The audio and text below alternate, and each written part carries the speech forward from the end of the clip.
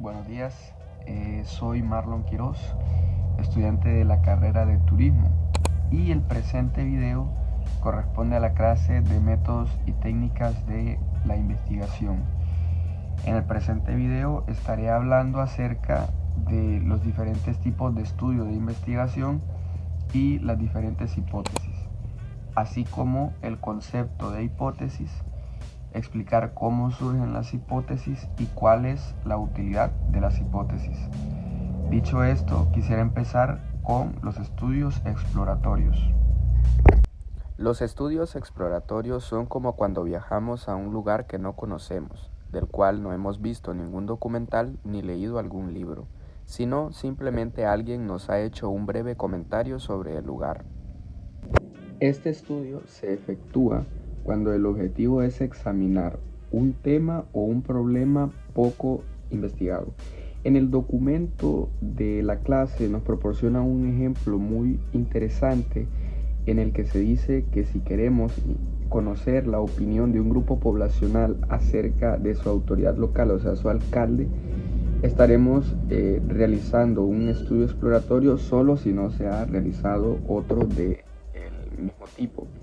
Al revisar la literatura podemos encontrar investigaciones similares, pero en otras localidades, con otras personas y con otras autoridades, por lo cual al nosotros hacer un estudio como el del ejemplo, estaremos haciendo un estudio exploratorio.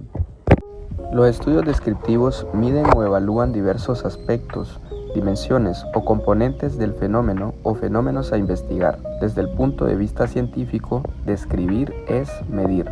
La investigación descriptiva nos muestra cómo son o cómo operan diversos fenómenos.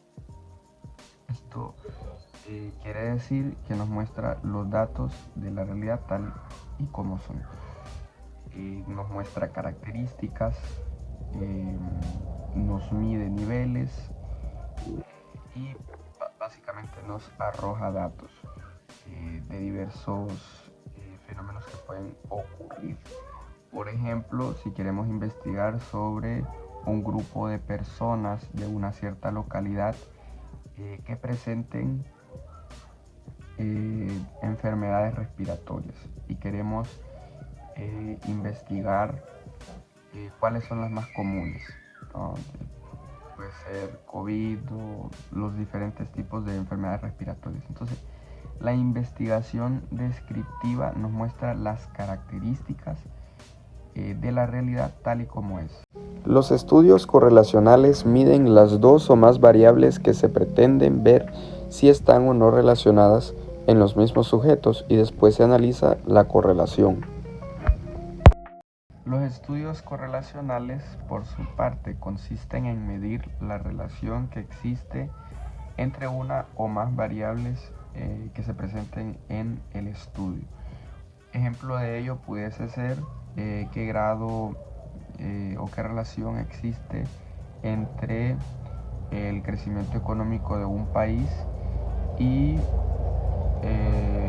la educación en idiomas de ese país, por ejemplo. Entonces, en ese caso se mide primero que nada la situación del país, la situación económica de este y luego el nivel de idiomas que hable este país y luego juntar esas dos variables y relacionarlas, ¿no? Y ver qué tanta relación existe entre esas dos.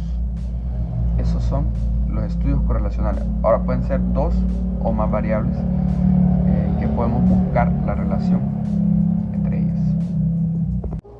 Como su nombre lo indica, su interés se centra en explicar por qué ocurre un fenómeno y en qué condiciones se da este, o por qué dos o más variables están relacionadas.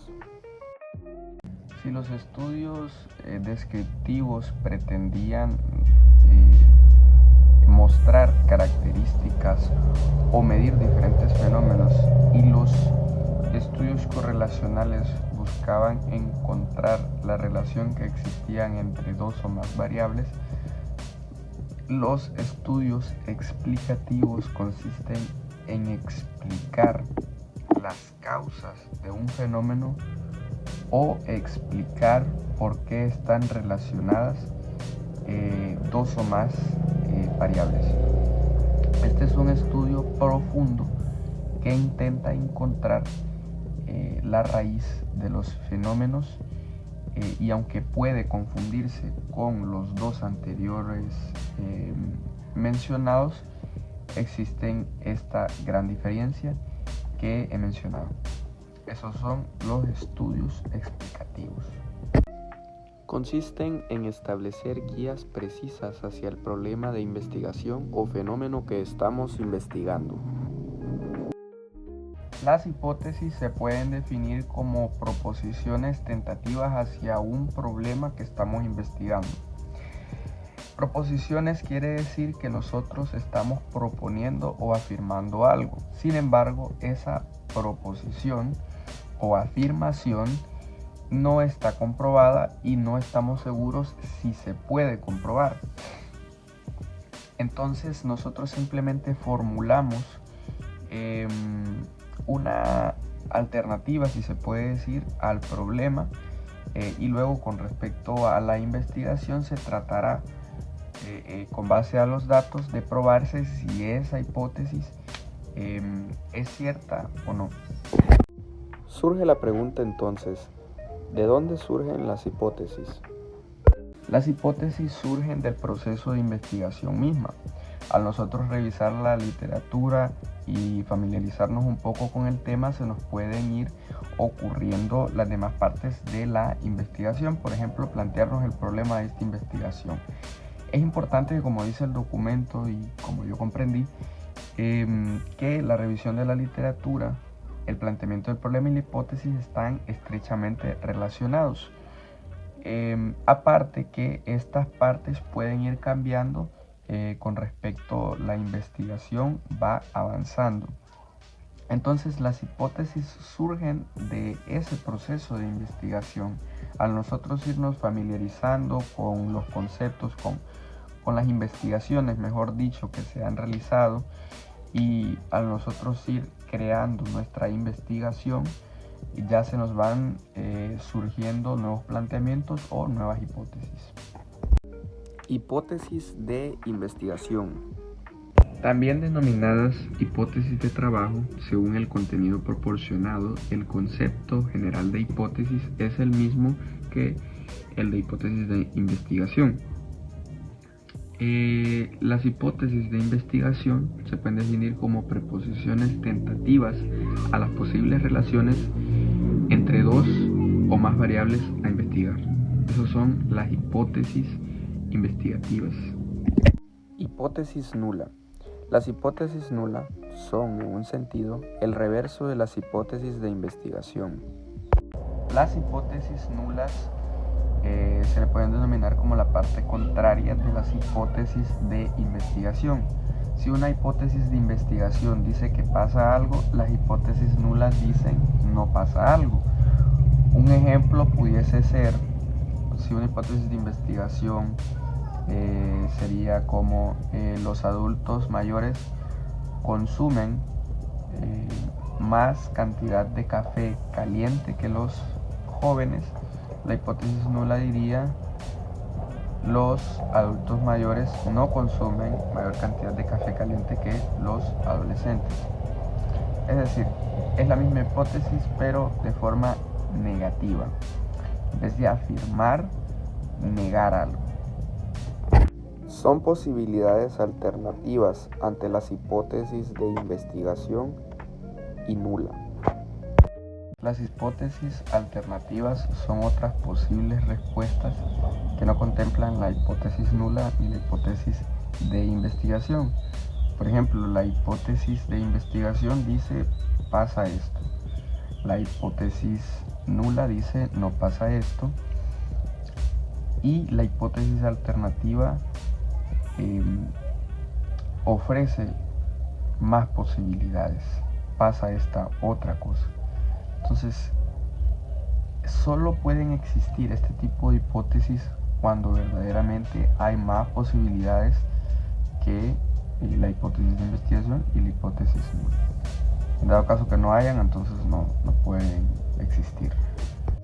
Las hipótesis estadísticas son la transformación de las hipótesis de investigación, nulas y alternativas, en símbolos estadísticos.